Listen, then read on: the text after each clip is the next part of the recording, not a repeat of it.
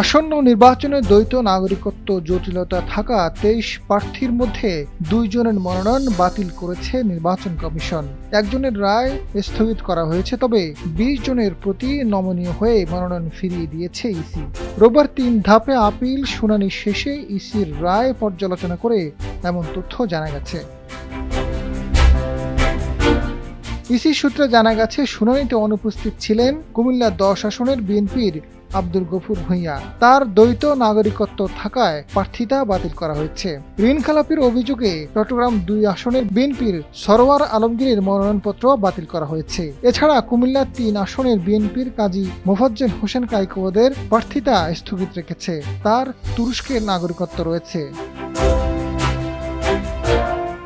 এদিকে দ্বৈত নাগরিকত্ব থাকলেও নির্বাচনে অংশ নিতে বাধা নেই ২০ জনের। তাদের বিষয়ে প্রধান নির্বাচন কমিশনার এএমএম নাসির উদ্দিন বলেছেন, আপনারা উপস্থিত থেকে আপিল নিষ্পত্তিতে সহায়তা করেছেন। এটা শেষ সহায়তা নয়। ভোটটা সুন্দর করতে আপনাদের সহায়তা চাই। স্বতন্ত্রদের ১% ভোটার সমর্থনের বিষয়টা ছাড় দেওয়া হয়েছে, কারণ সবার চাওয়া অংশগ্রহণমূলক নির্বাচন।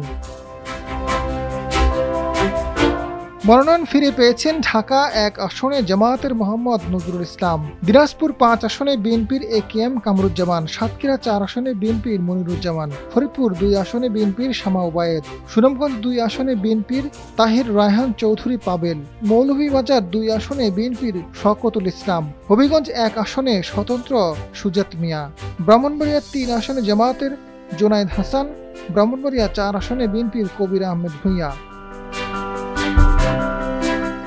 ফেনী ৩ আসনে বিএনপির আব্দুল আওয়াল মিন্টু, নোয়াখালী ১ আসনে স্বতন্ত্র জহিরুল ইসলাম, রংপুর ১ আসনে জাতীয় পার্টির মোহাম্মদ মঞ্জুম আলী, চাঁপাইনবাবগঞ্জ ১ আসনে জাপার খোরশেদ আলম, নাটোর ১ আসনে খেলাফত মজলিসের আজাদুল হক, যশোর ২ আসনে জামায়াতের মুসলিম উদ্দিন ফরিদ, চট্টগ্রাম ৯ আসনে জামায়াতের একে ফজলুল হক, শেরপুর ২ আসনে বিএনপির ফাহিম, চট্টগ্রাম ৩ আসনে ইসলামী আন্দোলন বাংলাদেশের আমজাদ হোসেন, কুড়িগ্রাম ৩ আসনে জামায়াতের মাহবুব আলম সালাহি, মানিকগঞ্জ ৩ আসনে বিএনপির আফরোজা খান রুইতা ও সুনামগঞ্জ ৩ আসনে স্বতন্ত্র একজনের প্রার্থিতা ফিরিয়ে দিয়েছে ইসি।